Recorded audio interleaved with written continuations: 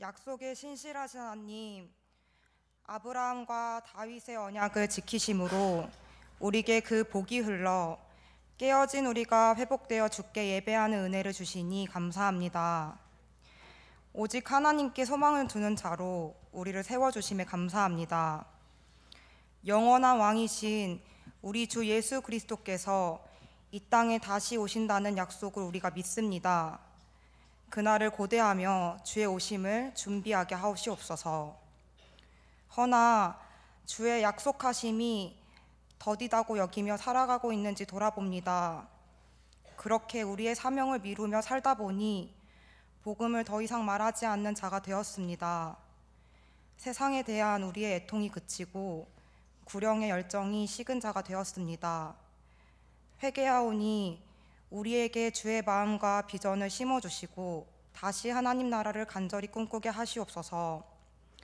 온 열방의 왕이신 살아계신 하나님께 경배를 올려드립니다. 태국, 안티폴로, 마닐라, 세부, 대만에 하나님 나라를 증거하기 위해 우리를 부르심에 감사합니다. 오직 성령이 너희에게 임하시며 너희가 권능을 받고 예루살렘과 온 유대와 사마리아와 땅끝까지 내 증인이 되리라. 아멘. 보내진 이들이 성령 충만함으로 하나님을 증거할 때 하나님의 역사를 선명히 보게 하시고 주의 능력을 의지하여 사역하게 하시고 하나 되게 하셔서 주의 이름과 영광만 높아지게 하시옵소서. 모든 발걸음들을 주관하시고 안전히 지켜주시옵소서. 사역 현장과 선교사님과 나라에 대한 중보가 계속되게 하시고 피로를 채워주시고 우리가 보고 들은 바를 기억하여 각자의 영역에서 선교적 삶을 감당하게 하여 주시옵소서. 주님, 이 시간 참된 진리를 듣습니다. 서호석 목사님을 통해 바른 말씀이 선포되게 하시고 이 예배를 통해 주를 찾고 발견하는 시간 되게 하여 주시옵소서. 말씀이 침묵하고 있는 우리의 입술을 열어 주시옵소서.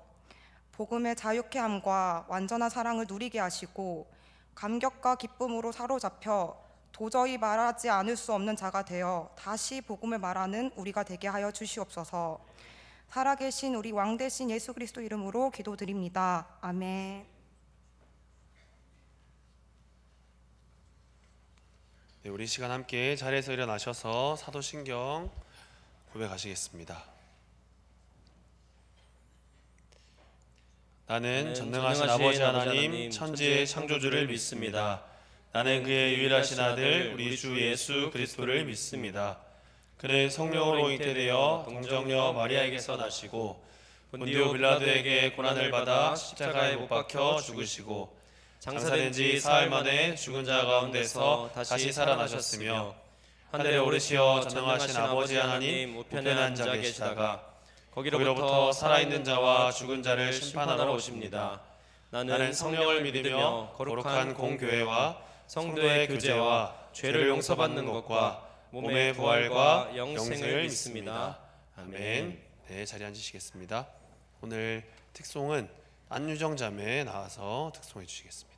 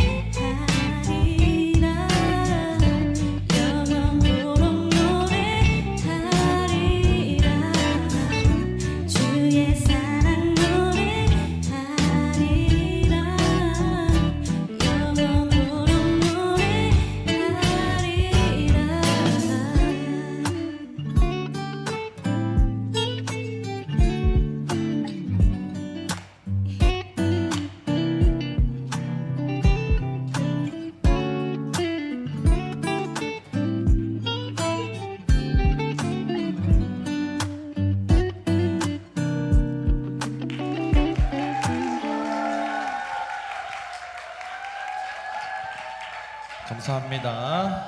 네. 안유정 자매에게 다시 한번 큰 박수 부탁드립니다.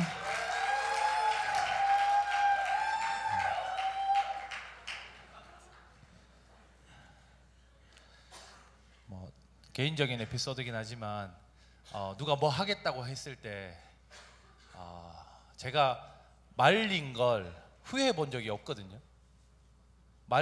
말렸을 땐 거의 내 말 좀 듣지 이런 결론이었는데, 유정이 서울로 노래하러 간다고 했을 때 제가 말렸단 말입니다.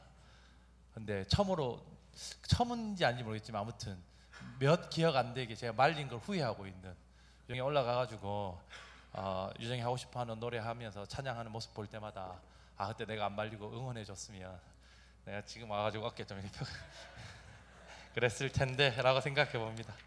예, 오늘 말씀 함께 보겠습니다. 제목은 우리 왕은 어디에 계십니까? 라고 하는 제목으로 말씀 전할 거고요. 마태복음 2장 1절에서 13절 말씀입니다. 말씀부터 읽겠습니다. 저 한 절, 성도님들 한 절 교독하겠습니다.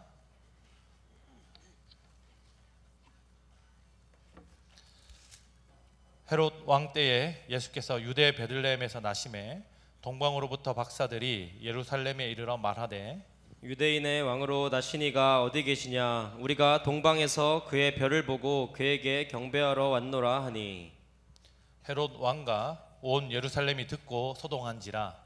왕이 모든 대제사장과 백성의 서기관들을 모아 그리스도가 어디서 나겠느냐 물으니, 이르되 유대 베들레헴이오니 이는 선지자로 이렇게 기록된 바, 또 유대 땅 베들레헴아 너는 유대 고을 중에서 가장 작지 아니하도다. 내게서 한 다스리는 자가 나와서 내 백성 이스라엘의 목자가 되리라 하셨음이니이다. 이에 헤롯이 가만히 박사들을 불러 별이 나타난 때를 자세히 묻고 베들레헴으로 보내며 이르되, 가서 아기에 대하여 자세히 알아보고 찾거든 내게 고하여 나도 가서 그에게 경배하게 하라. 박사들이 왕의 말을 듣고 갈새 동방에서 보던 그 별이 문득 앞서 인도하여 가다가 아기가 있는 곳 위에 머물러 서 있는지라. 그들이 별을 보고 매우 크게 기뻐하더라. 집에 들어가 아기와 그의 어머니 마리아가 함께 있는 것을 보고 엎드려 아기께 경배하고 보배 합을 열어 황금과 유향과 모략을 예물로 드리니라. 그들은 꿈에 헤롯에게로 돌아가지 말라 지시하심을 받아 다른 길로 고국에 돌아가니라. 13절 같이 읽겠습니다. 그들이 떠난 후에 주의 사자가 요셉에게 현몽하여 이르되, 헤롯이 아기를 찾아 죽이려 하니 일어나 아기와 그의 어머니를 데리고 애굽으로 피하여 내가 네게 이르기까지 거기 있으라 하시니. 아멘. 저는 오늘 우리 왕은 어디에 계십니까? 라고 하는 제목으로 우리 성도 여러분들과 말씀을 나누려고 합니다. 오늘 말씀에 등장하는 두 부류의 사람들, 한 부류는 동방박사, 한 부류는 헤롯 왕을 비롯한 왕궁의 사람들을 비교하여 살펴보므로 도대체 왕을 만나려고 하면 어떻게 해야 하는지, 우리 왕은 어디에 계신지에 대한 내용으로 여러분들과 말씀을 나누려고 합니다.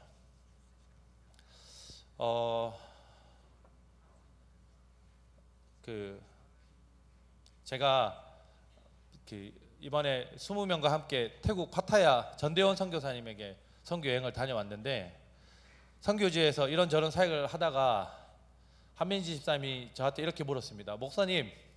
목사님은 긴장 안 하시죠? 이렇게 묻더라고요. 그래서 제가 고민하다가 네, 전 긴장 잘 안 하는 것 같습니다. 이렇게 대답했거든요. 예, 그 말을 오늘 1부 때 취소했고 2부 때 취소했고 3부 때 한 번 더 취소하겠습니다. 제가 3부 예배는 좀 안 떨릴 거라고 생각했거든요. 왜냐하면 여기 이제 저희 중고등부 교사들 많이 앉아 있고 이렇기 때문에 3부 예배 뭐 떨리겠나, 가서 프리스타일로 하고 오면 되지 이렇게 생각했는데, 방금도 절었죠? 큰일 나겠습니다. 본문대로 충실히 해보도록 하겠습니다.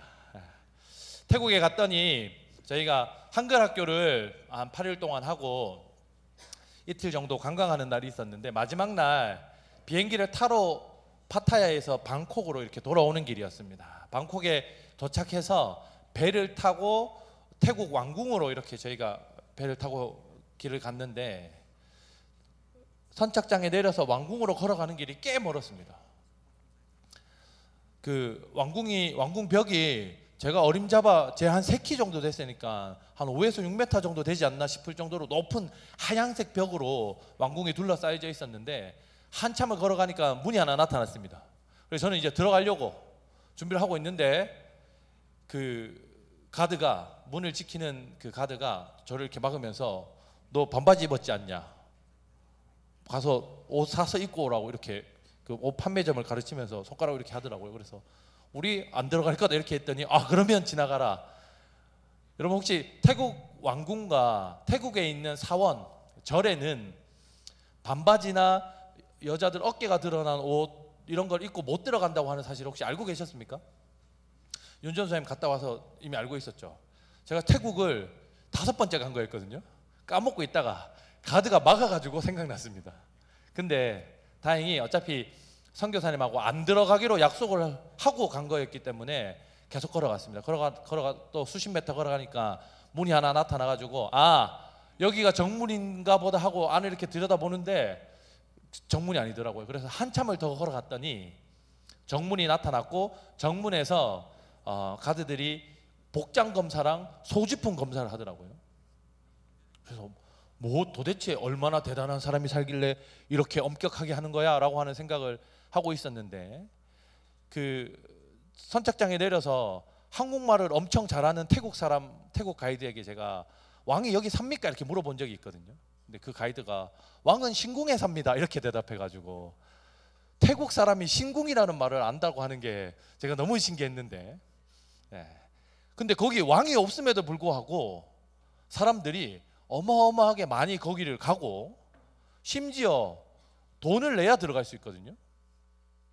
꽤 많은 돈을 지불해야 들어갈 수 있고 들어가서도 볼 것도 건물 외에는 특별히 없다고 했습니다. 그런데도 태국 사람들은 특히 그 왕과 그 왕궁을 엄청 신성시하더라고요.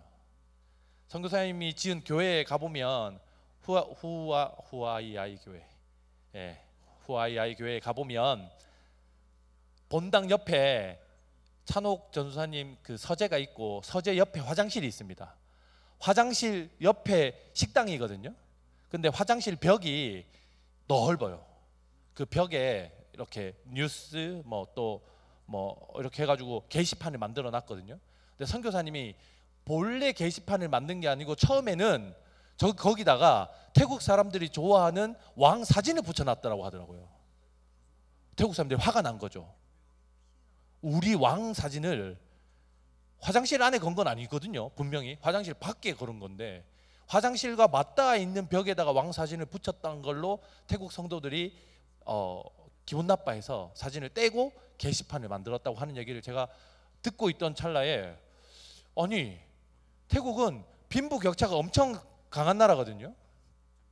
왕족과 승려 계급이 그 계급적으로 엄청 높은 계급을 가지고 있고 서민들이 진짜 그 빈부격차가 엄청 심해 잘 못 사는 나라 중에 하나입니다.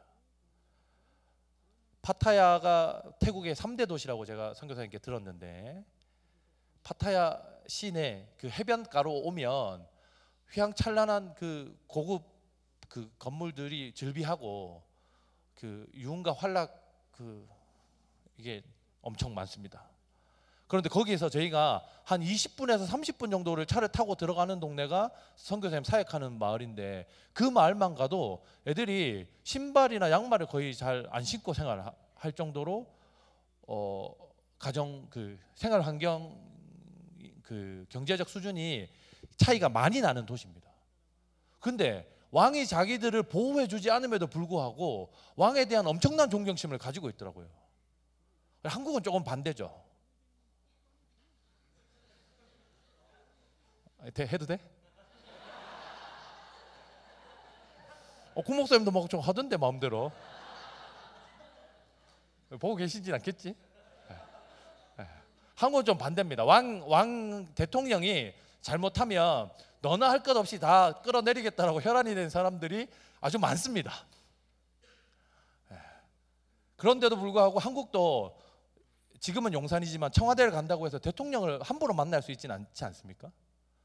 여러분이 청와대에 가가지고 여러분의 그 소원, 여러분의 민원을 그분한테 얘기한다고 해서 그분이 그거를 만나서 속속들이 들어주고 여러분을 위로해주고 이렇지 않지 않습니까? 그러면 도대체 세상 사람들은 왜, 특히 태국, 제 의문이었어요. 태국 사람들은 왜 왕에 대한 신뢰와 존경을 아주 고양시켜 놨을까 스스로? 그들 스스로 왕이 유럽 사회에서 식민 지배를 받지 않도록 보호해줬다라고 하는 부채의식이 좀 있더라고요. 이해가 됩니까? 동남아가 일본이든 스페인이든 그 제국들에게 다 침략받았을 때 태국은 제국한테 지배를 안 받았단 말입니다. 지금 왕으로 있는 사람의 오대조 할아버지가 그 외교수를 잘 해서 지켜줬다라고 하는 부채의식이 그 사람들한테 어느 정도 있더라고요. 그런데 그때 잘 지켜줬으면 지금도 잘 지켜줘야 될 것 같은데, 톤찬욱이 듣고 있진 않겠죠? 잘 지켜줘야 될 것 같은데 지금은 잘 안 지켜주는 것 같은데도 그 존경을 거두지 않고 자기들의 힘듦을 그 왕한테 아무 말도 못하는데도 불구하고 맹목적인 제 표현상 신앙 같은 존경심을 가지고 있더라고요. 그런데 사랑하는 성도 여러분, 여러분은 여러분의 소원과 여러분의 문제와 여러분의 삶의 어떤 맞닥뜨리는 여러 가지 그 환경들을 누구에게 의탁, 누구에게 부탁하면서 살아갑니까? 질문을 바꿔볼까요? 여러분의 왕은 누구십니까? 아빠요? 이번에 그 중학생 친구를 하나 데리고 갔는데 아카를 아주 막 계속 끄니까 집에서 너 도대체 뭐 하길래 카드가 계속 울리냐 이렇게 전화 왔는데, 여러분은 여러분의 인생에 문제가 생겼을 때 누구를 누구를 의지하십니까? 남자친구요? 여러분 일상에 일어나는 수많은 이야기들을 누구에게 가장 친밀하게 이야기를 많이 하십니까? 자매들, 남자친구 아닙니까? 남자친구가 그거 안 들어준다고 삐지고 축구 못 가게 하고, 이게 지금 말이 됩니까? 하나님을 왕 삼아서 하나님한테 이야기하셔야지. 그걸 왜 남자친구를 우상 삼아가지고 남자친구한테 매 미주알 고주알, 그리고 남자친구가 여러분 마음을 어떻게 합니까? 하나님이 아닌데. 아멘? 오케이. 오케이. 제가 농담이 아니라 우리 인생에 일어나는 수많은 문제들과 우리가 맞닥뜨리는 많은 상황들을 우리는 하나님에게 의존하고 의탁하는 게 아니라 우리의 왕이라고 고백하는 그리스도 예수에게 맡겨드리는 게 아니라 대부분 우리랑 친밀한 사람들에게 맡긴단 말입니다. 재정적인 부분은 부모님에게, 애정적인 부분은 남자친구, 여자친구에게. 제가 여러분에게 이렇게 묻고 싶습니다. 여러분은 최근에 언제 그리스도 예수를 깊이 친밀하게 만나셨습니까? 자, 이렇게 묻고 싶습니다. 스스로 한번 대답해 보시죠. 언제 나는 그리스도 예수를 친밀하게 깊이 만났는가? 혹 여러분 이 질문에 언제다, 어느 때다, 어떤 상황이었다라고 최근의 일을 이틀 전, 3일 전 일을 이야기하지 못하는 사람들은 대부분 일상 가운데 하나님을 잊은 채 살아가는 사람일 경우가 상당히 많습니다. 우리는 일상의 함정에 자주 빠지는데, 일상생활을 하다 보면 제가 그랬습니다. 태국 가가지고 열흘 동안 저기 있는 서은강하고 또 여기 찬미 금비, 중학생이 은비를 금비라고 불러가지고 은비 등등 한 20명의 성도들이 같이 갔는데 가서 열흘 동안 하나님께서 우리에게 어떻게 역사하셨는지를 긴밀하게 나눴단 말이에요. 엄청 친밀하게 막 울면서 같이 기도하고 막 하나님께서 역사하시는 것들을 서로 고백하고 이렇게 나눴단 말이죠. 그러고 나서 금요일날 새벽에 여기에 도착하고 운행을 해주고 집에 가서 뻗어서 뭐 했겠습니까? 잤죠. 깊이 자다가 금요 기도회 리더 모임 인도하러 와야 되는데 오기 싫더라고요. 억지로 몸을 일으켜서 리더 모임 인도하고 그날 저녁에 금요 기도회 인도를 제가 했는데 구홍 목사가 비전 트랙 기간에 수고가 너무 많습니다. 막 김해공항을 막 서너 번 왔다 갔다 하고 막 앞으로 세네 번 더 남았고 막 진짜 고생이 많거든요. 근데 구홍 목사가 어제 설교했죠. 금요일에 설교했잖아요. 근데 담임 목사님이 서 목사한테 물어보고 서 목사가 안 한다 하면 네가 기도회 인도해 이렇게 얘기하셨나 보더라고요. 웅이는 또 착해가지고 저한테 그런 얘기 못 하거든요. 형님 제가 해도 됩니다. 형님 갔다 오신데 힘드신데 제가 설교하고 기도해도 됩니다. 이렇게 하더라고요. 되긴 뭘. 그래서 제가 또 저 형님 아닙니까? 그래서 내가 한다. 야, 넌 고생 많은데 내가 가서 할게. 라고 한 거를 계속 후회했단 말입니다. 금요일에.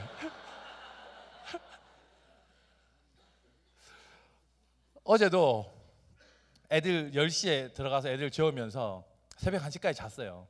근데 1시에 눈을 뜨고 설교 준비를 다시 하고 싶더라고요. 그래서 노트북을 켰어요. 근데 처음부터 다시 하다 보니까 앞뒤로 인용했던 구절들이 바뀌면서 끝까지 한번 끝까지 정리를 해야 되는 상황인 거예요. 그래서 이시준 전사님한테 원고를 빨리 보내줘야 되는데 그래서 새벽 5시까지 그걸 붙들고 있다가 하나님 내가 이걸 왜 이렇게 하고 있습니까? 그냥 대충 되는 대로 할 거리라고 하는 생각을 수도 없이 많이 했단 말이에요. 근데 일상의 함정이라고 하는 여러분이 하나님을 다른 사람들과 긴밀하게 누릴 때를 제외하면 여러분 일상으로 돌아가면 하나님에게 의존하고 하나님을 가까이 두고 하나님을 의식하며 신앙생활하는 게 너무 어렵단 말입니다. 오늘 그 이야기를 우리 읽었던 동방의 박사들과 헤롯의 이야기를 비추어서 한번 살펴보면서 같이 이야기를 해보려고 합니다.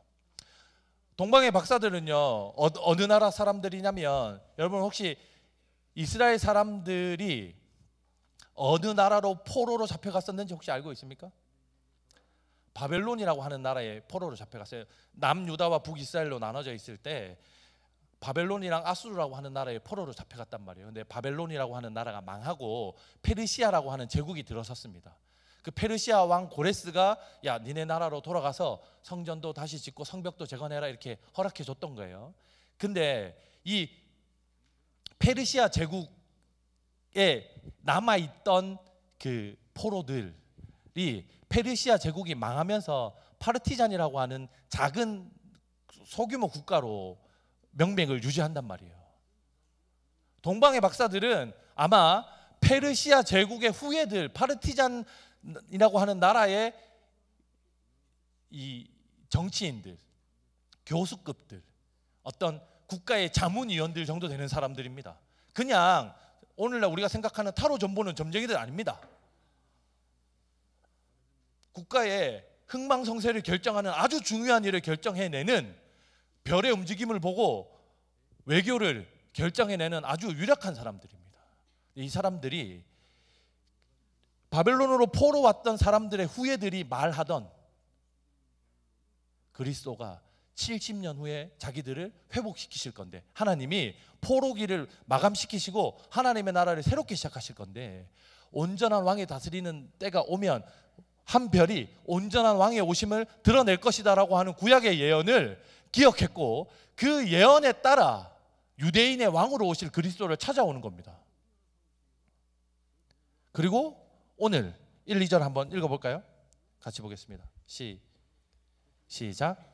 헤롯 왕 때에 예수께서 유다의 베들레헴에서 나심에 동방으로부터 박사들이 예루살렘에 이르러 말하되 유대인의 왕으로 나시니가 어디 계시냐 우리가 동방에서 그의 별을 보고 그에게 경배하러 왔노라 하니. 네, 그걸 기대하고 그때 들었던 그 유대 포로들의 예언들을 기억하고 그 유대의 왕을 예배하러 오는 게 이들의 걸음이었습니다. 이게 너무 어려운 게 뭐냐면 당시는 로마가 전 세계의 패권을 쥐고 있을 때입니다. 그러니 다른 나라 정치 관료들이 유대인의 왕을 찾으러 유대로 이렇게 왔다고 생각하면 여러분 로마에게 반역하는 행위로 비춰질 수 있기 때문에 이게 엄청 어려운 일이란 말이에요. 그럼에도 불구하고 그들이 기대하는 바가 있었겠죠. 그래서 찾아왔습니다.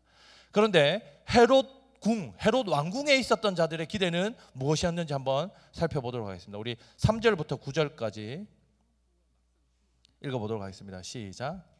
헤롯 왕과 온 예루살렘이 듣고 소동한지라. 왕이 모든 대제사장과 백성의 서기관들을 모아 그리스도가 어디서 나겠느냐 물으니 이르되 유대 베들레헴이 오니 이는 선지자로 이렇게 기록된 바 또 유대 땅 베들레헴아 너는 유대 고을 중에서 가장 작지 아니하도다. 내게서 한 다스리는 자가 나와서 내 백성 이스라엘의 목자가 되리라 하였음이니이다. 이에 헤롯이 가만히 박사들을 불러 별이 나타난 때를 자세히 묻고 베들레헴으로 보내며 이르되 가서 아기에 대하여 자세히 알아보고 찾거든 내게 고하여 나도 가서 그에게 경배하게 하라.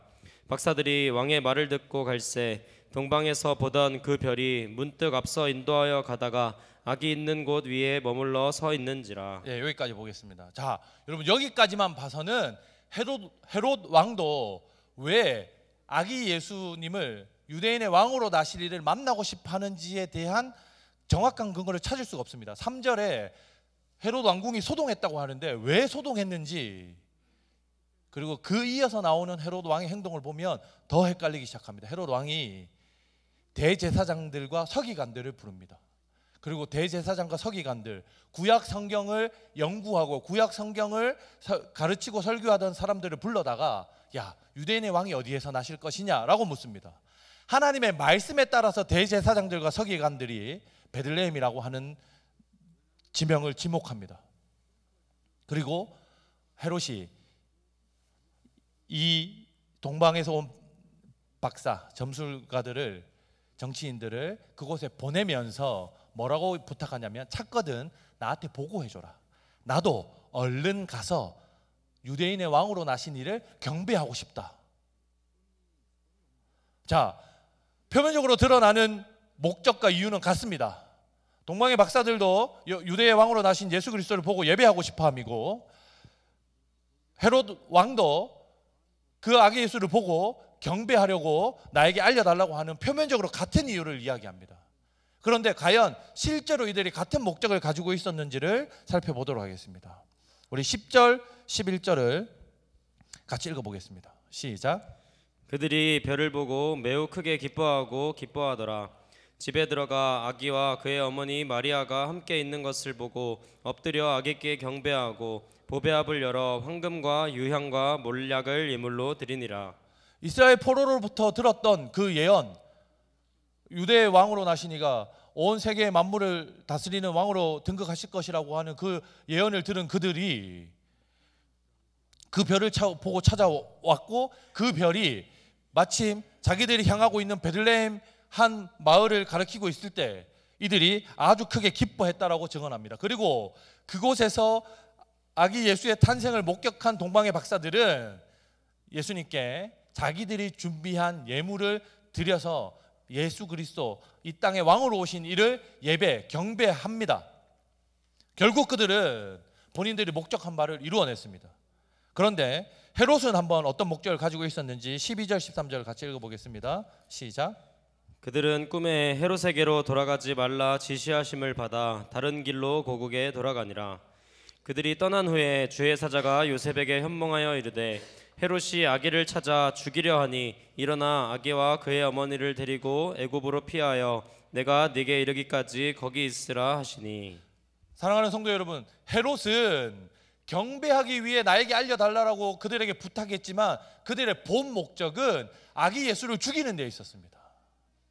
헤롯은 원래 에돔, 이두메라고 하는 이스라엘 사람이 아니라 이스라엘 주변 국가에 속했던 사람입니다. 근데 그가 로마의 황제랑 같이 어린 시절에 학교를 같이 다녔어요. 공부를 같이 했기 때문에 그 로마의 황제와의 인연으로 이스라엘을 다스리는 총독에서 이스라엘을 다스리는 왕까지 자리에 오른단 말이에요.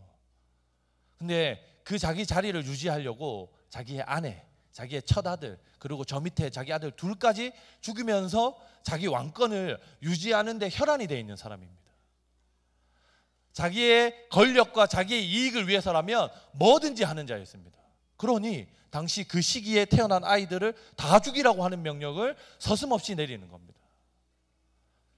사랑하는 성도 여러분, 그리스도 예수를 만나고 싶어하는 자들 중에, 예수 그리스도를 보고 싶어하는 사람들 중에 자기의 욕망과 자기의 이익을 유지하거나 얻어내려고 하는 사람의 최후는 그리스도를 보지 못함에 있습니다.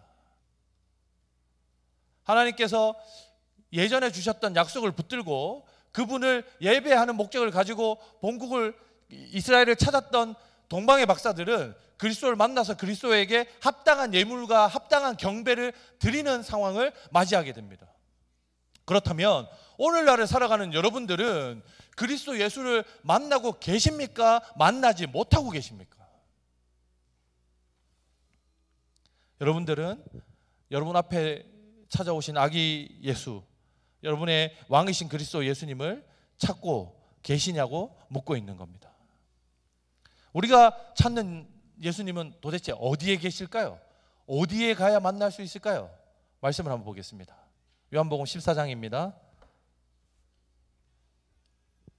조금 있으면 세상은 다시 나를 보지 못할 것이로되 너희는 나를 보리니 이는 내가 살아있고 너희도 살아있겠음이라. 그날에는 내가 아버지 안에 너희가 내 안에 내가 너희 안에 있는 것을 너희가 알리라.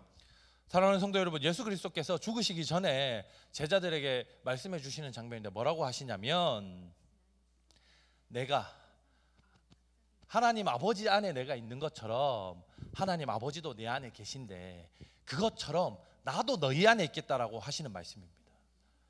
어떻게 하면요?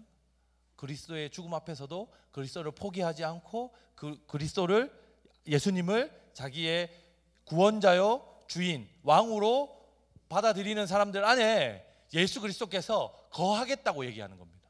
그런데 우리 안에 예수님께서 거해 주시겠다라고 약속해 주시는데도 불구하고 우리가 다 예수님을 믿는다, 예수님이 내 구원자다, 내 인생의 주인이다, 나의 창조주시다라고 하는 고백들을 누구나 다 자주 함에도 불구하고 왜 우리는 예수 그리스도를 긴밀하게, 친밀하게, 가까이서 자주 만나지 못하는 것일까요? 우리 신앙의 선배 중에 폴리갑이라고 하는 선배가 있습니다. 1세기 사람입니다. 1세기 사람. 지금 21세기죠. 2000년 전 사람인데, 이 사람이 자기의 친구인 재판관이 뭐라고 얘기하냐면, 야, 한 번만 부인해. 너 한 번만 예수님 모른다고 얘기하면 내가 놓아줄게, 살려줄게. 폴리갑이 뭐라고 얘기하냐면 86년 동안 그리스도께서 한 번도 내게 나를 부인하거나 나에게 거짓을 말씀하지 않으셨다. 그런데 어떻게 내가 내 생명을 살리고자 그리스도를 내가 모른다, 예수를 믿지 않는다고 말할 수 있겠느냐? 차라리 빨리 죽여라, 이렇게 얘기합니다. 사랑하는 성도 여러분, 우리는 이렇게 목숨이 걸린 일이 아닌데도 불구하고 그리스도를 너무 쉽게 모른 척합니다. 제가 일상의 함정에 대해서 말씀드렸는데, 우리는 조금만 더 내게 불리한 상황이 생기잖아요. 예수 그리스도를 모른 척합니다. 누가 운전하고 가는데 누가 제 앞에 딱 끼어들잖아요. 그럼 바로 예수님은 잠시 교회로 가시라고 하고 바로 오늘 너희 내가 삭곳의 레이서다. 자기 기분을 누군가가 조금만 상하게 하면 다른 사람의 험담을 하고 그 사람의 인격을 모독하는 말을 할 때는 그리스도가 내 안에 계시다라고 하는 생각을 전혀 하지 않습니다.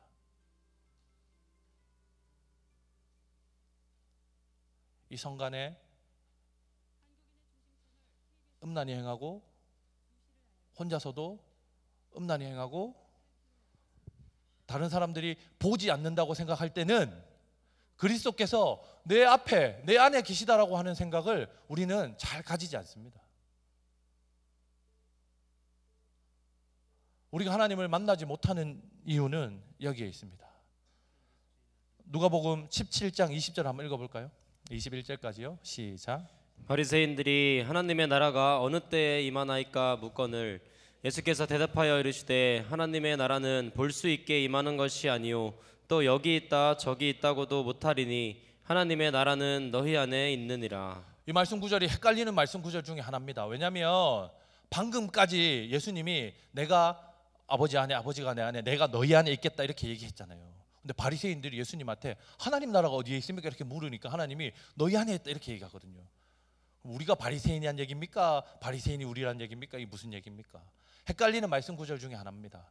그런데 바리새인은 누구냐면 아까 이야기했던 그 왕족과 그 사두개파 제사장 그룹들이 이스라엘의 최고 지배계층이에요.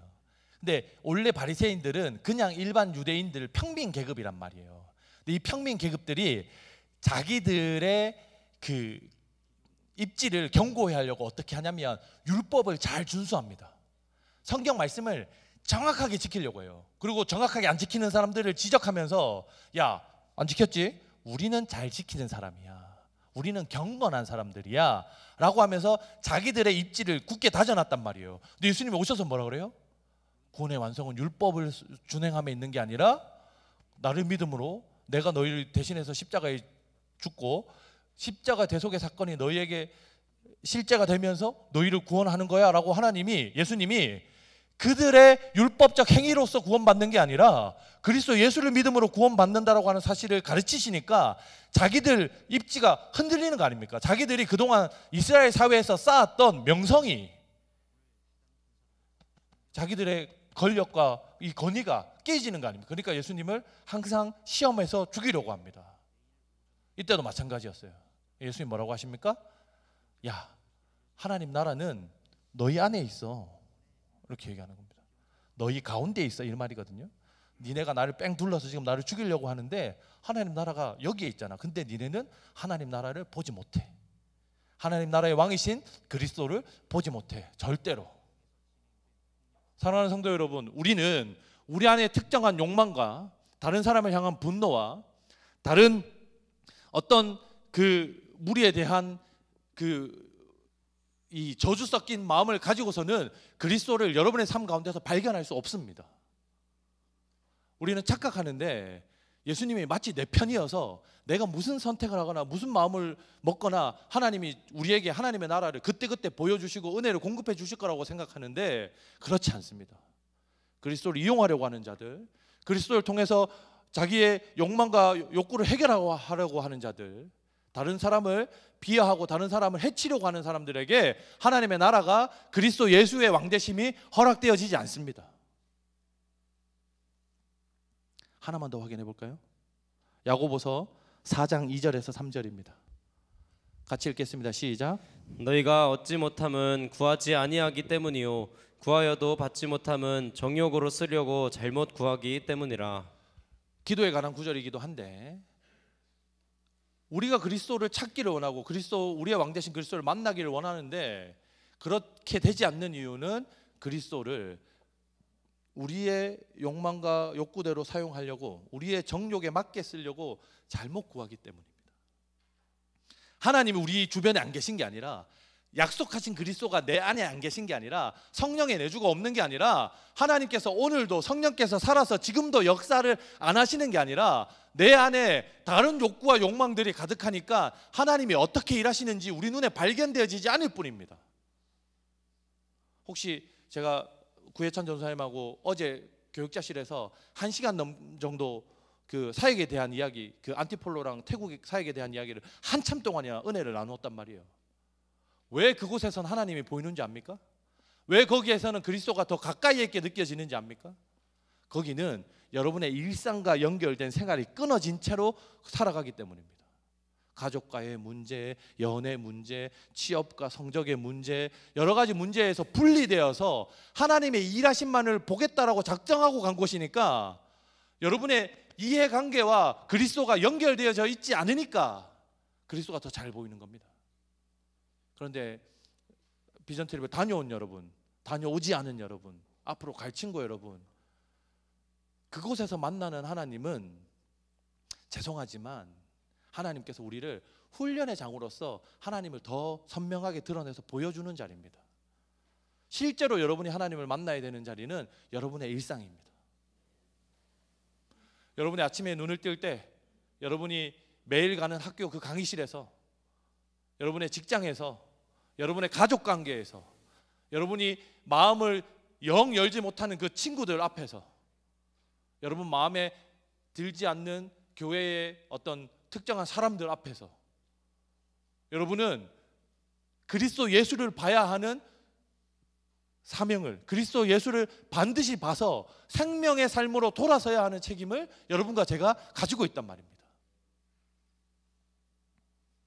그렇다면 어떻게 해야 그리스도 예수를 여러분 삶 가운데서 발견할 수 있을까요? 마태복음 16장을 한번 보겠습니다.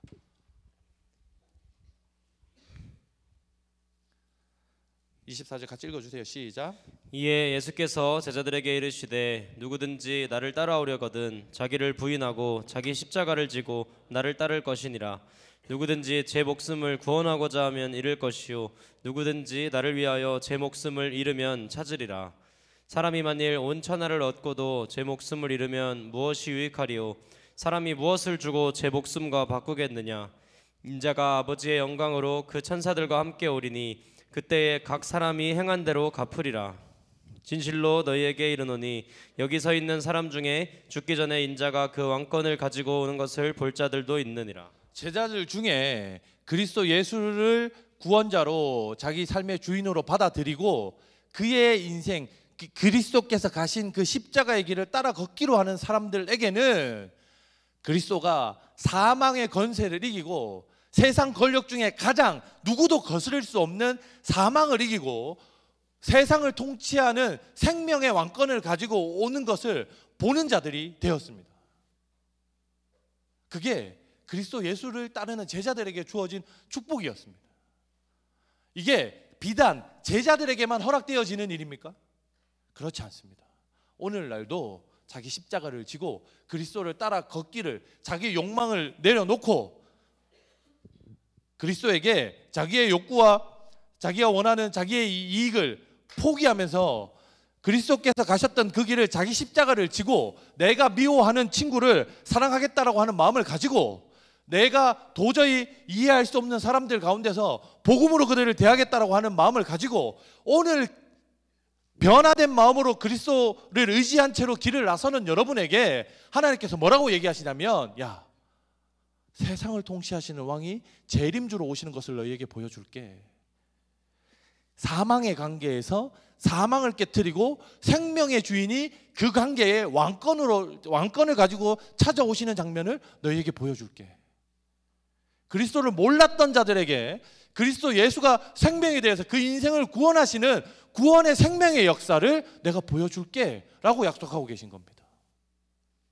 왜 선교 현장이 여러분에게 하나님을 잘 보는 현장이 되시는지 혹시 아시겠습니까? 그곳에서는 그런 일들이 조금 더 빈번하게 일어나기 때문입니다.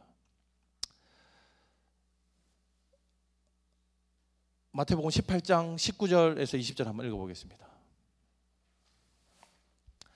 첫 번째로는 자기를 부인하고 그리스도의 십자가를 지고, 자기 십자가를 지고 그리스도를 따르면 우리 하나님을 더 잘 볼 수 있습니다. 두 번째로 한번 보겠습니다. 마태복음 18장 시작. 진실로 다시 너희에게 이르노니 너희 중에 두 사람이 땅에서 합심하여 무엇이든지 구하면 하늘에 계신 내 아버지께서 그들을 위하여 이루게 하시리라. 두세 사람이 내 이름으로 모인 곳에는 나도 그들 중에 있느니라. 아멘. 여러분 잘 보세요. 이 본문은 주로 기도에 대한 본문으로 이해할 때가 많습니다. 두세 사람이 모여서 기도하면 하나님께서 그 자리에 함께 계시겠다라고 이해하는 본문으로 해석할 때가 훨씬 많은데, 이 본문은 사실 예배 환경 가운데서 이해되는 게 훨씬 좋은 본문입니다. 이스라엘 백성들 가운데 한 명이든 두 명이든 그리스도를 구주로 고백한 자들이 하나님을 경배하러 모이면, 하나님을 예배하러 모이면 내가 그 자리에 함께 하겠다라고 하는 예배적 환경으로 이 말씀을 이해하는 게 훨씬 좋습니다. 그렇다면 오늘날 여러분이 예배를 위해서 이 자리에 모였을 때 하나님이 뭐라고 말씀하시는 거냐면, 야, 니네가 예배를 위해서 모였어? 그럼 내가 그 자리에 함께 할게. 그리고 예수께서 예배 가운데 어떻게 함께 하십니까? 설교자의 설교는 그리스도의 일하심을 드러내는 도구입니다. 설교자들의 설교는 하나님께서 여러분을 위해서 어떤 일을 하셨는지를 선언하는 겁니다. 여러분은 설교를 통해서 예수 그리스도가 오늘 우리 교회에, 내 인생에, 전 세계에 어떻게 일하시는지를 발견하게 될 것입니다.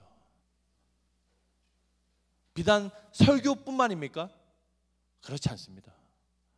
앞에 나와서 찬양하는 사람들의 찬양의 고백 가운데서 그리스도 예수가 살아계신 하나님의 통치하심이 높아지고 그가 영광 받으시는 모습을 여러분은 목격하게 될 겁니다. 안유정의 찬양의 고백 속에서, 박미지의 기도의 고백 가운데서 여러분은 살아계신 그리스도를 경험하고 맛보는 겁니다. 예배가 얼마나 중요하냐면 순서마다 그리스도께서 야를 계시할 테니 니네는 예배로 모여서 나를 충분히 먹고 마심으로 누려라라고 말씀하는 겁니다. 그런데 안타깝게도 예배를 마치 설교 좀 들어주면 되는 정도로 이해하고 있는 청년들을 가끔 만납니다.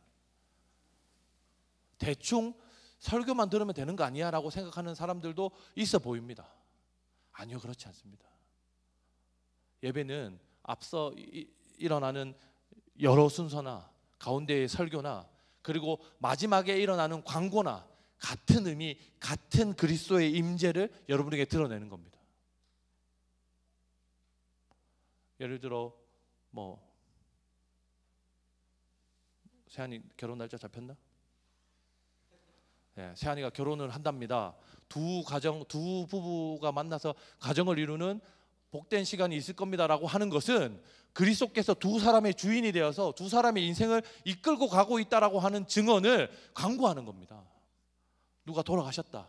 하나님께서 그 인생을 책임지시다가 하나님의 천국으로 그 인생을 소환하셔서 그에게 하나님의 영광스러운 그리스도 예수의 구속의 사건을 그에게 적용시키시겠다라고 하는 하나님의 계획과 하나님의 실천을 저희에게 보여주는 겁니다. 어린아이들의 탄생이요, 하나님께서 여러분에게 자녀를 생산함으로 하나님의 나라가 흥왕하게 되는 원리를, 그 생명을 넣고 여러분들이 기르고 사랑해주고 말씀을 가르치고 돌봄으로 말미암아 이 인생들 가운데서 하나님의 나라 그리스도 예수의 왕국이 성립되어져 간다고 하는 사실을 여러분 앞에 보여주고 선언하는 게 광고 시간입니다. 예배 중에 단 한순간도 그리스도 예수가 증명되어지지 않는 순간은 없습니다. 예배 설교자들이, 예배 준비자들이 왜 예배 순서와 이거 자꾸 신경 쓰냐면 예배에 그리스도 예수가 드러나야 되기 때문입니다. 여러분은 집중하여 그리스도 예수를 찾아내야만 합니다. 그래야 여러분들이 약속된 순서에서의 그리스도, 하나님께서 약속하신 상황에서 보여주시겠다라고 확언하신 상황에서 그리스도를 찾아낼 수 있게 되는 겁니다. 예배 가운데서 만난 그리스도는 고민하지 않으셔도 됩니다. 하나님께서 약속하신 그리스도를 우리에게 보여주셨구나, 나에게 말씀하여 주셨구나, 하나님의 뜻을 이렇게 계시하여 보여주시는구나 라고 확신하시면 되겠습니다. 예배를 조금 더 소중히 여기셔서 그 가운데 예수 그리스도를 만나는 청년들과 제가 되기를 바랍니다. 세 번째로 그리스도 예수를 만나는 방법은 그리스도 예수를 증언하는 겁니다. 말씀 보겠습니다. 마태복음 28장 18에서 20절요. 시작. 예수께서 나와 말씀하여 이르시되 하늘과 땅의 모든 권세를 내게 주셨으니 그러므로 너희는 가서 모든 민족을 제자로 삼아 아버지와 아들과 성령의 이름으로 세례를 베풀고 내가 너희에게 분부한 모든 것을 가르쳐 지키게 하라. 볼지어다 내가 세상 끝날까지 항상 너희와 함께 있으리라 하시니라. 아멘. 여러분, 제가 태국에서 예배를 드리는데 그 태국 찬양팀이 태국 말로 된 찬양을 한 5개에서 한 예배곡까지 한 7개 정도 했는데 전부 저희가 아는 곡이었습니다. 찬양하는데 제가 맨 뒤에서 찬양하고 있는데 하나님이 제 가슴을 하나님의 손으로 무겁게 꾹 누르는 것 같았습니다. 구약성경에서 보던 성전에 임하신, 구름으로 임하신 하나님의 영광의 무게가 이런 건가라고 싶을 정도로 마음을 하나님께서 꾹 눌렀습니다.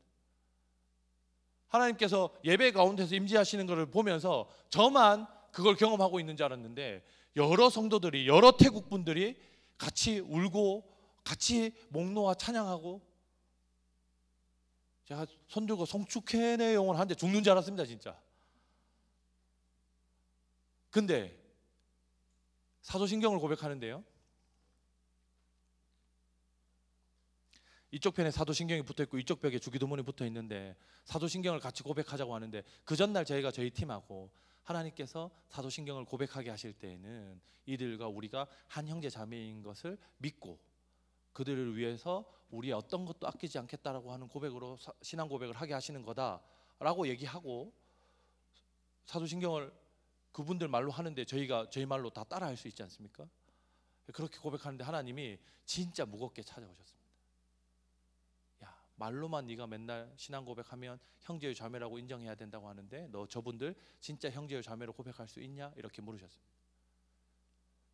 하나님의 그 크심에 눌려서 아멘이라고 답하고 나서 예배를 은혜 가운데 드렸는데, 툰찬옥 전사님이, 여러분 혹시 툰찬옥을 기억하는 여기 이 무리들, 요쪽의 무리들은 툰찬옥 잘 모를 수도 있는데, 그 찬옥은 태국의 어느 작은 섬동네입니다. 근데 부모님이 예수님 믿었는데 뭐 유학 비슷하게 나왔다가 예수 믿은 다음에 그 전대원 선교사님하고 연결되어 가지고 여기에 10년 전쯤에 유학을 왔습니다. 그리고 여기서 6년을 지냈습니다. 한국말이 왜 이렇게 안 느는지, 처음에 이제 오자마자 저희 집에 매주 수요일에 초대해가지고 저녁을 같이 먹었습니다. 그때 윤빈이가 아마 제 기억에 뭐 4살 5살 이때인 것 같은데, 윤민이가 한국말을 막 떼기 시작할 때였습니다. 막 시작할 때. 그래서 윤민이한테 엄마 가르치면 찬욱한테 엄마. 여러분 다 큰 성인이 해외에 와가지고 혼자 언어 문화권이 다른 사람들하고 사이에서 6년이라는 세월을 보내는 건 진짜 너무 어려운 일입니다. 학위를 따고 갔으면 좋았을 텐데 영신대 신학과정을 수료를 하고 가는 거는 그에게 사실 얼마나 큰 상처일 수 있지 않겠습니까? 근데 갔더니 찬욱의 사도행전 2장으로 설교하는데 너무 탁월한 설교자가 되어 있었습니다. 너무 탁월한 사역자가 되어 있었습니다. 하나님께서 그 영혼들, 그 태국 교회에 어떻게 역사하시는지를 저에게 보여주신, 저희 팀에게 보여주시는데, 너도 나도 할 것 없이 눈물 흘리면서 같이 울고 고백하고 기도하고 이런 시간들을 가졌습니다. 그리고 이제 예배를 마치고 나서 제가 핸드폰 번역기에다가 하나 되게 하시는 성령님을 경험하는 정말 뜻깊은 예배였습니다라고 하고, 그 교회 베이스 연주하는 남자 집사님한테 그걸 보여드렸습니다. 근데 진짜 여러분, 제가 진짜 교만하고 나쁜 놈인 게 뭐냐면, 이걸 보여주면서 무슨 생각을 했냐면, 혹시 이해를 못 하시려나 이렇게 생각했어요.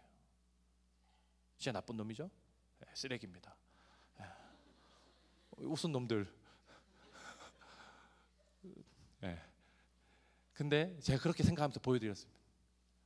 근데 그분이 당신 안에 계신 성령님이 제 안에서도 계셔서 저에게도 같은 감격을 주셨습니다라고 하는 내용을 골자로 저에게 번역기에 이걸 음성을 해서 주시는데, 제가 그걸 읽으면서 부끄럽고 죄송한 마음이 있었거든요. 근데 그거는 저기 뒤에 있고, 아, 이분이 누리고 있는 살아계신 그리스도 예수 하나님의 나라가 나에게도 누려지고 있다라고 하는 사실이 엄청나게 큰 감격으로 다가왔습니다. 사랑하는 성도 여러분, 태국에 가서 왜 하나님이 더 가까이 있게 느껴지시는지 혹시 아십니까? 그곳에서 그분들이 복음의 삶을 살고 있기 때문입니다. 여러분 혹시 여러분의 삶 가운데 그리스도 예수의 개입이, 예수 그리스도의 일하심이 잘 느껴지지 않으십니까? 혹 그러면 여러분이 복음을 말하고 있는 삶을 살고 있는지를 살펴봐야 합니다. 여러분도 반드시 복음을 증언하는 일을 지속하고 있다면 여러분의 인생 가운데 하나님이 그때그때 개입하시고 말씀하시고 역사하셔서 하나님의 일하심을, 그리스도의 왕되심을 여러분 삶 가운데 명확하게 드러내며 가시는 분이라고 하는 사실을 믿으시기를 바랍니다.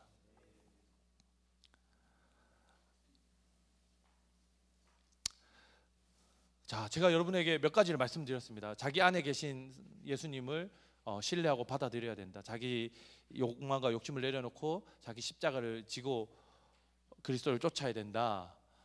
예배 가운데서 발견되어지는 하나님에게 집중하고 그리스도를 찾아야 된다. 그리고 복음 전하는 자리에 가야 된다라고 하는 몇 가지 해결책을 여러분에게 드렸습니다. 근데 이 해결책을 제가 태국에 가서 끊임없이 고민하고 설교했단 말이에요. 그 설교 준비를 했단 말이에요. 근데 그걸 하고 나가지고 제가 한국에 와가지고 아까 처음에 초두에 말씀드렸지 않습니까? 집에 가서 뭐 했다고요? 푹 자고 리더 모임 와서 그 하나님을 증언하고 해야 될 그 기쁨과 감격을 가진 게 아니라 이렇게 나오고, 여기 기도인도 하면서 물론 제 은혜도 받았지만 웅이한테 하라 할걸 이런 생각을 하고 있는 게 제 꼬라지란 말입니다. 그게 제 일상에서 하나님을 놓치고 살아가는 제 본전, 제 바닥이란 말입니다. 면 우리에겐 도무지 희망이 없는 것일까요? 한번 말씀을 찾아보도록 하겠습니다. 요한복음 5장 17절에서 21절인데 17절만 읽어보겠습니다. 시작. 예수께서 그들에게 이르시되 내 아버지께서 이제까지 일하시니 나도 일한다 하시매. 사랑하는 친구 여러분, 성도 여러분, 성부 하나님께서 세상을 창조하셨는데 전능하신 하나님께서 창조하신 창조가 부족합니까 혹시? 그게 아니라면 하나님께서는 본디 처음 창조하시고 지금까지 안식하셔도 되는 분입니다. 그러나 예수 그리스도께서 뭐라고 증언하시냐면 우리 아버지께서 지금도 일하고 계시고 나도 그 아버지를 따라 지금도 일하고 있다, 이렇게 얘기합니다. 그리스도께서 십자가에서 죽으시는 죽으심이 우리를 구원하기에 부족한 죽으심입니까? 그렇지 않습니다. 그럼에도 불구하고 예수 그리스도께서 자기 백성에게 그 구원을 전달하기 위해서 쉬지 않으시는 아버지처럼 쉬지 않고 자기 백성을 사랑하시고 창조와 섭리의 사역을 통해서 자기 백성을 보호하고 계신 그 하나님 아버지처럼 예수 그리스도도 지금 이 순간에도 자기의 생명을 걸고 자기의 모든 것을 포기해서 여러분을 만나기 위해서 사역하고 계시다라고 하는 사실을 믿으시기를 바랍니다. 금방 일상에서 무너지는 우리에게 소망이 있는 것은 하나님이 지금도 일하고 계시고 그리스도께서 지금도 포기하지 않으시기 때문입니다. 말씀을 하나만 더 보겠습니다. 마태복음 11장 12절입니다. 시작. 세례 요한의 때부터 지금까지 천국은 침노를 당하나니 침노하는 자는 빼앗느니라. 이 말씀 읽으면서도 무슨 말인지 잘 이해가 안 될 텐데 저도 그렇고 주석을 엄청나게 찾아봤는데 이 말씀을 어떻게 이해하는 게 좋냐면 누가복음 16장 16절에 비추어서 이렇게 해석하는 게 좋습니다. 보세요. 율법과 선지자는 요한의 때까지요. 그 후로부터는 하나님 나라의 복음이 전파되어 사람마다 그리로 하나님 나라로 침입한다. 침입해서 얻어낸다. 이 말이거든요. 그러면 다시 마태복음으로 돌아가면 앞절로 돌아가면 11장 12절에 이 침노를 당하는데 침노하는 자가 빼앗는다라고 하는 말은 무엇이냐면 침노하시는 그 첫 번째 장자, 십자가에서 자기의 생명을 버림으로 하나님의 나라를 소유해 내셨던, 사망을 깨뜨리고 왕권을 취하셨던 그 그리스도께서 왕권을 가지시고 취했던 하나님의 나라를 전투하셔서 싸우셔서 다음 하나님 나라로 들어올 우리들에게 우리들에게 전달해 주신다라고 하는 말씀입니다. 그리스도께서는 지금도 우리를 만나기 위해서 애쓰고 계신데 어떻게 애쓰고 계시냐면 마치 전쟁을 하듯이, 침략하여 땅을 빼앗는 전쟁을 하듯이 하나님 나라를, 그리스도 예수의 왕권을 여러분에게 안겨주시려고 전쟁하는 마음과 심령으로, 그러한 자세로 우리를 향해서 싸우고 계시다라고 하는 사실들을 여러분이 받아들이신다면 혹여 행여 내 인생이 왜 이 모양이냐, 나는 언제까지 이렇게 살 거지? 어제 은혜 받았으면서 오늘 나는 도대체 왜 이런 거야? 방금 예배 드렸는데 몇 시간 지났다고 내 신앙이 이 모양이냐라고 자조하는, 스스로 자책하는 우리에게 하나님이 이러한 약속들을 주고 계신 겁니다. 말씀을 하나 더 보겠습니다. 마태복음 7장입니다. 7절에서 11절 같이 읽어보겠습니다. 시작. 구하라 그리하면 너희에게 주실 것이요 찾으라 그리하면 찾아낼 것이요 문을 두드리라 그리하면 너희에게 열릴 것이니 구하는 이마다 받을 것이요 찾는 이는 찾아낼 것이요 두드리는 이에게는 열릴 것이니라. 너희 중에 누가 아들이 떡을 달라 하는데 돌을 주며 생선을 달라 하는데 뱀을 줄 사람이 있겠느냐? 너희가 악한 자라도 좋은 것으로 자식에게 줄 줄 알거든 하물며 하늘에 계신 너희 아버지께서 구하는 자에게 좋은 것으로 주시지 않겠느냐? 7장 11절에 대한 말씀은 누가복음 11장 13절을 보면 해석이 됩니다. 같은 말씀이거든요. 한번 읽어보겠습니다. 너희가 악할지라도 좋은 것을 자식에게 줄 줄 알거든 하물며 너희 하늘 아버지께서 구하는 자에게 성령을 주시지 않겠느냐 하시니라. 사랑하는 우리 청년 성도 여러분, 하나님께서는 여러분이 그리스도 예수를 만나고 싶어하는, 예수 그리스도를 찾고 싶어하는 기도를 드릴 때 여러분에게 주시는 분이 있는데 그게 바로 누구냐면 하나님과 그리스도의 영 성령 하나님이십니다. 아끼시지 않는 부모의 심정으로, 행여 자녀가 잘못될까 밤새워 자녀를 돌보는 부모의 마음으로, 자기의 자녀에게 자녀가 좋아하는 것, 자녀가 원하는 것은 어떤 것이라도 해주겠다라고 마음먹고 자기의 삶과 자기의 수고를 마땅히 감당해내는 그 부모된 마음으로 여러분에게 누구를 선물하여 주시냐면 성령 하나님을 선물하여 주시는 겁니다. 여러분, 우리는 그리스도를 어떻게 발견하게 되냐면 우리 안에 있는 성령께서 우리가 맞닥뜨리는 상황에서 예수 그리스도를 해석하고 해설하여 보여주시기 때문에 우리는 성령으로 말미암아 그리스도를 만날 수 있습니다. 사랑하는 청년 여러분, 저는 여러분이 예수 그리스도를 만났던 10여 년 전에 예수를 고백하는 삶을, 그 10여 년 전에 만났던 예수를 말하는, 증언하는 삶을 살지 않았으면 좋겠습니다. 오늘 아침 일어나면서 만났던 그리스도 예수를 지금 이 시간에 역사하시고 여러분에게 개입하시고 여러분을 보호하고 주장하시는 그리스도 예수를, 우리 교회에게 오늘날 임재하고 계신 성령 하나님께서 깨닫게 하시는 그리스도 왕국의 이야기를, 자기 삶 가운데 지금 성령께서, 그리스도 예수께서 어떻게 자기의 왕권을 가지고 찾아오셨는지를, 자기를 어떻게 보호하고 주장하고 계신지를 나누는 지금 신앙을 증언하는 그리스도의 복음의 일꾼들이 되었으면 좋겠습니다. 우리 주제가 다시 복음을 말하는 공동체입니다. 다시 말하려면 다시 그리스도를 만나야만 합니다. 옛날에 만났던 그리스도로 우리가 가지고 있는 그 복음의 영광스러움이 증언되지 않습니다. 옛날에 알던 하나님을 증언하는 것으로 충분하지 않습니다. 그때부터 지금까지, 그때부터 오늘까지 인도에 오셨던 하나님과 여러분을 만나시며 여러분에게 왕이 되셔서 여러분을 다스리시고 통치하시며 보호하시는 그리스도 예수가 여러분의 입술을 통해서 다시 복음으로 말해지기를 예수 그리스도의 이름으로 축복합니다. 우리 같이 기억하면서 찬양하도록 하겠습니다. 목마른 사슴 시냇물을 찾아 헤매이듯이.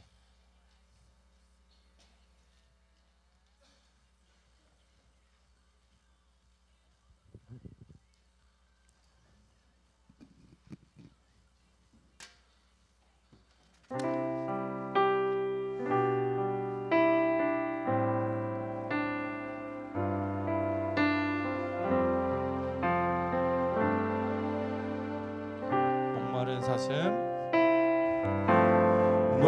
목마른 사슴 시냇물을 찾아 헤매이듯이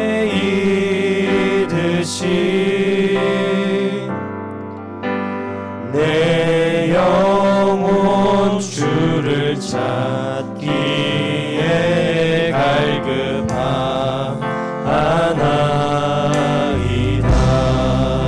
목마른 사슴, 목마른 사슴 시냇물을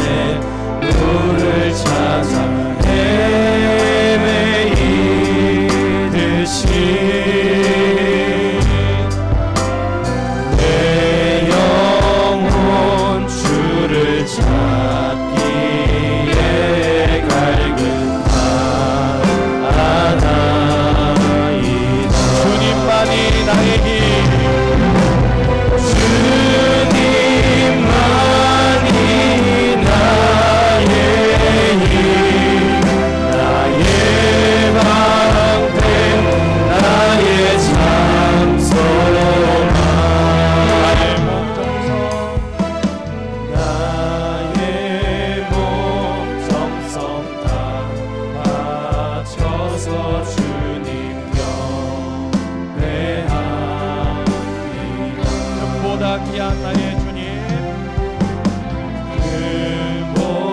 그보다 귀한 나의 주님, 내게 만족 주신 주, 당신만이 나의 기쁨, 당신만이 나의 기쁨, 또한 나의 참고해. 주님만이 나의 힘, 주님만이 나의 힘, 나의 방패, 나의 참 소망, 나의 몸 정성 다 바쳐서 나의 몸 정성 다 바쳐서 주님 경배하리. 한 번 더 주님만이 나의 힘,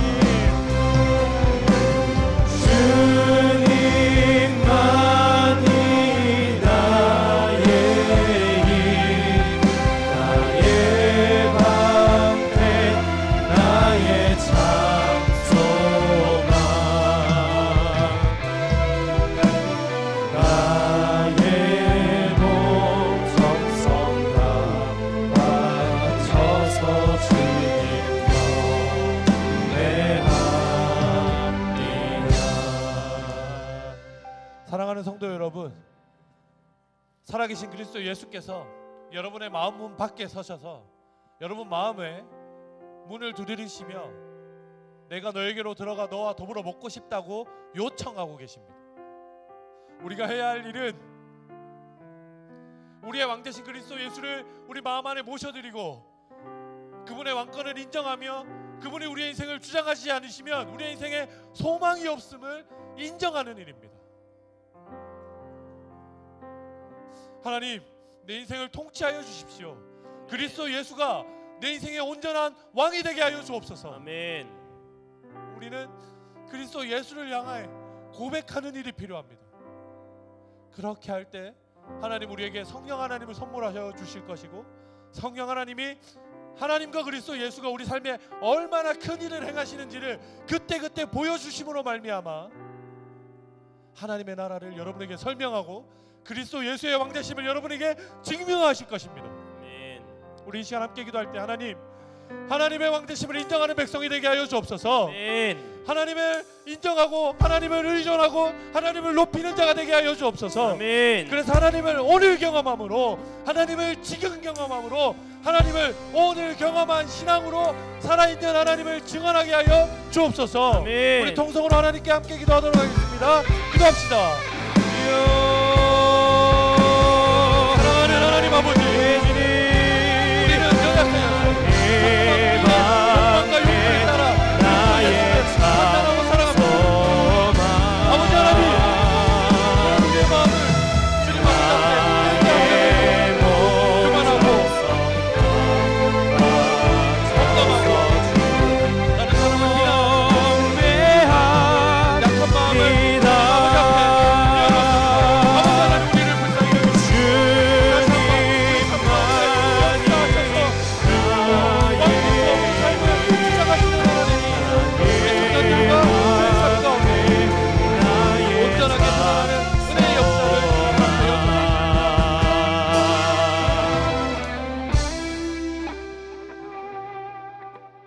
지금도 살아계셔서 만유를 통치하고 계시는 살아계신 왕 예수 그리스도를 찬송합니다. 그 세상의 왕, 만왕의 왕이신 예수께서 내 안에 계셔서 내 인생과 내 생각과 내 믿음 또한 주장하시는 분이심을 인정합니다. 아멘. 아버지 하나님, 그 사실을 인정하며 주님 앞에 우리의 인생 모두를 의존합니다. 아버지 하나님, 저희는 일상에 지쳐서 다른 것들에 한눈 팔려서 내 삶 가운데 역사하시는 그리스도 예수님을 발견하지 못할 때가 많습니다. 그럼에도 불구하고 하나님, 저희에게 소망이 있는 것은 하나님과 그리스도 예수께서 지금도 일하고 계시고 성령께서 그 일하고 계심을 저희에게 드러내는 은혜를 허락하기 원하시기 때문입니다. 주여, 우리가 삼위 하나님을 의지하고 삼위 하나님을 신뢰하며 신앙하게 하여 주옵소서. 아멘. 예수를 발견해서 예수 그리스도가 내 삶의 왕이신 것을 인정해서 살아있는 신앙으로 다시 복음을 말하게 하여 주옵소서. 아멘. 모든 걸 주님께 온전하게 맡겨드리옵고 살아계신 예수님 이름으로 기도합니다. 아멘. 아멘. 이제는 주 예수 그리스도의 은혜와 하나님 아버지의 사랑과 성령 하나님의 교제하게 하심이 예수 그리스도의 왕되심을 인정하고 그분에게 온전히 삶을 의존하여서 살아있는 그리스도와의 만남을 복음으로 말하려고 하는 이 자리에 모인 성도들과 그들의 학교와 가족들과 일터 위에 이제로부터 영원토록 함께 있을지어다.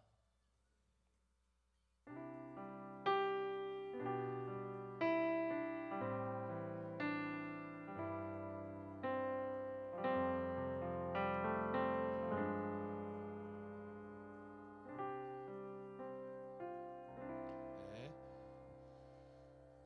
광고하겠습니다. 저희 태국, 필리핀 안티폴로 비전 트립 잘 다녀왔습니다. 기도로 물질로 후원해 주셔서 감사합니다. 또 지금 대만, 그다음에 필리핀 마닐라 팀은 나가 있고 돌아오는 주 목요일 날 돌아옵니다.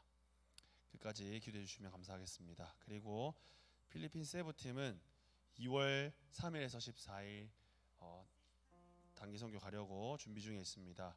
기도 후원 부탁드립니다.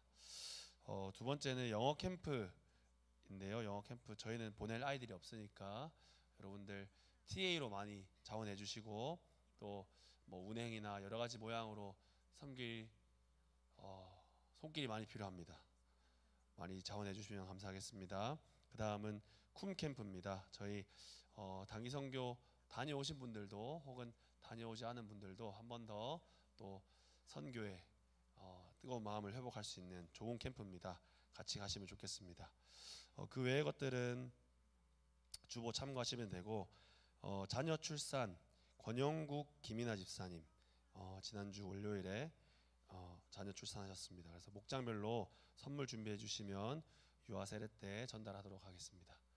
네, 광고는 여기까지 하고요. 혹시 지난주에 생일이셨거나 혹은 또 축하할 일 있는 분 있나요?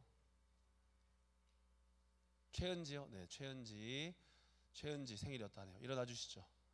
또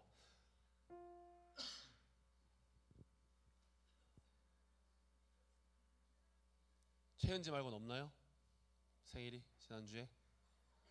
네, 그러면 최은지 생일자를 향해서 한번 손을 뻗어서 축복하고 네, 축복하면 되겠습니다.